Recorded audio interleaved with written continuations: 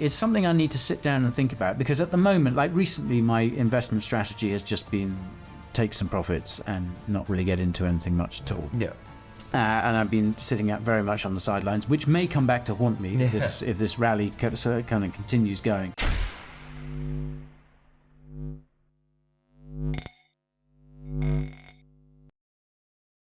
Hey guys, welcome back to Library of Wealth. Today we have crypto analyst Guy from Coin Bureau discussing the crypto market in 2023 and how there may be some massive investing opportunities in the coming months. He highlights his confident investment mostly in Bitcoin and ETH, but is also watching Cardano as a potential investment as well. Guy feels more bullish about the crypto market, but now that problems persist, the market could still go lower.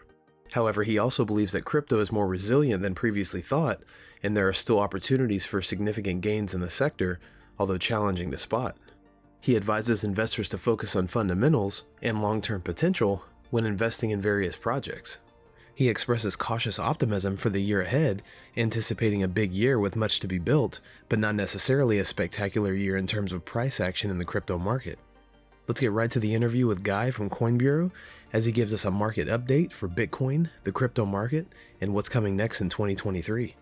Before we dive in, don't forget to hit the like button and subscribe to the channel if you enjoy the content we do here. Let's get right into the video.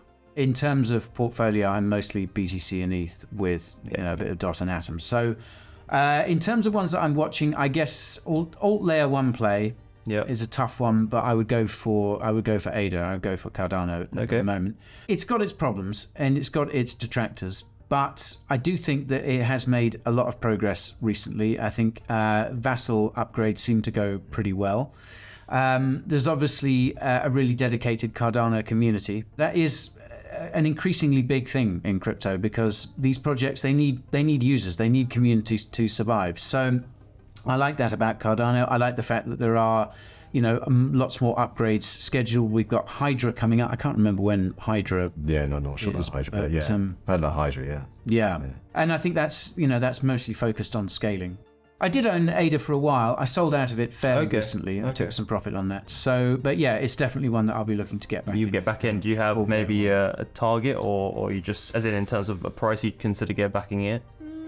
I can't remember what it's at the moment, actually, but I don't think I've got a particular target at the moment. I'm just, I'm going to see how the rest of the market is looking. Yeah. I haven't been dollar cost averaging much recently. It's something I need to sit down and think about, because at the moment, like recently, my investment strategy has just been take some profits and not really get into anything much at all. Yeah. And I've been sitting out very much on the sidelines, which may come back to haunt me if this rally kind of continues going. But yeah, I mean, I can see myself certainly dollar cost averaging into alts, especially over the coming year. It's picking that moment where I feel that the market is starting to tick back upwards, that momentum is going to be sustained, even if it's gradual. So I wouldn't say I have an entry point on any particular alt, or even Bitcoin for that matter. But yeah, I like to feel that I've been in the game long enough to hopefully know, sort of have a kind of inkling when time. You get a feeling. It's like I think it's time to go. ETH, I think, is always going to be the top dog. I think the term ETH perhaps is almost kind of a bit redundant now. Yeah, I think this as well. Yeah, a lot of them didn't know, right? So yeah, it was a good term. It was an interesting term back when Ethereum was. I mean, Ethereum has always been so well established compared to these that first mover advantage, right? Yeah. First mover advantage, and network effects, and I mean, some of the best developers in the whole industry. And what really struck me about Ethereum in particular was obviously the merge was a huge event, but I was really impressed with the way it was so seamless. And there just didn't seem to be any problems, any fallout from it and stuff. And I mean, I think that's what we all expected. We were all kind of, I think, maybe around sort of 10% of our mental bandwidth was like, maybe something could go wrong. But I think the general expectation was that it would go to plan. But I don't think that should take away from the fact that it did go to plan. And I think that's huge. I've got confidence in the team and I've got confidence in the project. But, we are headed for a multi-chain future. I don't think everything is going to be on Ethereum. Not everyone is going to want to build on Ethereum for whatever reason. So I think Cardano's it's a good play. But like I say, lots to work on. So one that I'm definitely eyeing up for the future is Arweave. I think decentralized data storage, I kind of bang this drum quite often. It's one of those things, it's not very exciting. It's a little bit functional, but I really think that whole sector has a huge future. Obviously, Arweave isn't the only one. You've got things like Filecoin, storage, and projects like that. Some of which are, I mean, Filecoin is old school. Filecoin has been around for a long time. seeing on the coin. Yeah, I think it's got a pretty nasty vesting.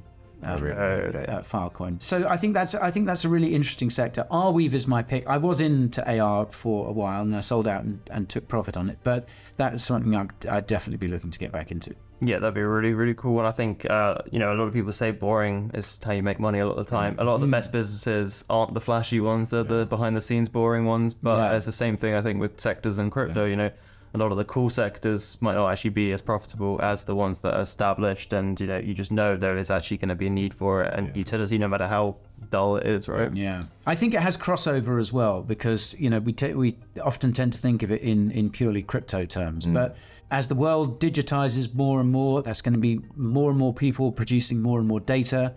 That's going to have to be stored somewhere. I think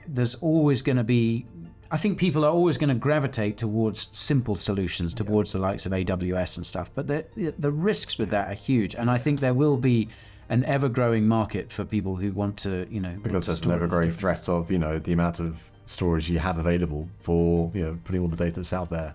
And people trust their governments less and less. That's been one of the fallouts from the pandemic. Trust in governments and institutions has gone right down. Definitely in the UK, for sure. Definitely, yeah. And I think people are going to want to have solutions to that. I mean, that's where crypto comes in. That's where Bitcoin comes in, or certainly how it made its entrance into the world. So I think decentralized storage from the likes of Arweave is a good solution to a pressing problem that I don't think enough of people appreciate yet, but I think that will change. I mean, I'm really interested in particular ecosystems. Like we talked about Atom before. I love Atom. I love the project. I love the fact that so many of the developers, so many of the tech heads that I speak to, are into Atom. They're into Cosmos, and they, always saying, "Wow, the tech in there is crazy." So I love Atom, but I also love the Atom ecosystem as well. Guy discusses his investments in cryptocurrencies and believes that there's still potential in Ethereum because of its constantly evolving ecosystem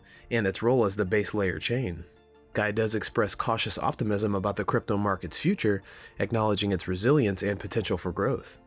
He advises investors to be discerning in their investments, focusing on fundamental factors and long-term potential rather than the short-term price action. He also acknowledges that the market is still in a phase of relative immaturity, which contributes to volatility, but views this as a sign of maturation. What do you think of Guy from Coin Bureau's market prediction for crypto and where the economy is headed in the next few months? Comment down below. Thanks so much for watching. Don't forget to like and subscribe. This is Library of Wealth. We'll see you in the next video.